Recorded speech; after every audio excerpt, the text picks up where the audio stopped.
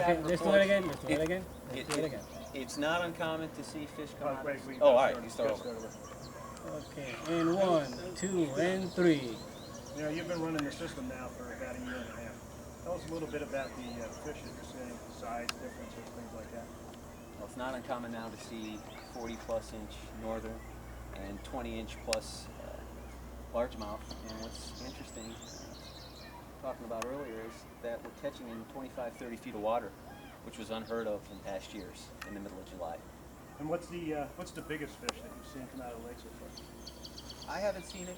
We've been told it was a 54-inch northern cod. I've seen a number of 40-plus inch northern come out of the lake, 4 or 5 in the past probably 2 months. Have you seen an increase in the number of people using the lake? And it's much more accessible. So the people are coming, they're using it, obviously the beach is open.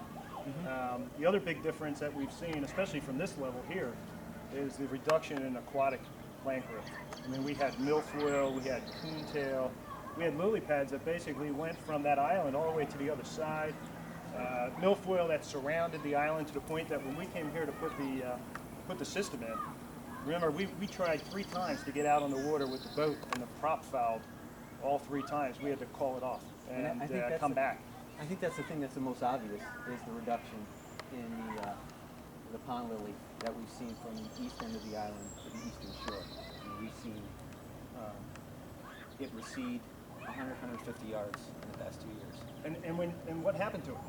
Did you see anything that happened that pointed it out? After 20 years of every day being down at that outlet to check it, I for the first time saw hundreds, thousands of tubers, which is essentially the root system of the lilies, floating into shore. First time I'd ever seen that. In fact, it was interesting. We discussed it. We determined that that's what was going on.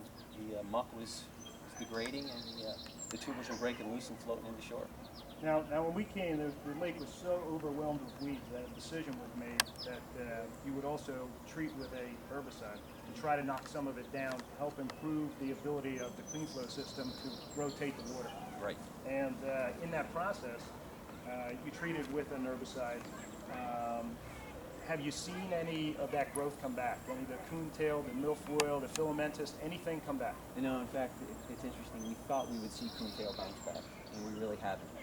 Very little milfoil, and like I said, the reduction in the lilies is ongoing. And our plan was to use that initial treatment, and then that was going to be it. We're hopeful that the Clean-Flo system from that point forward will take care of our aquatic weed problem.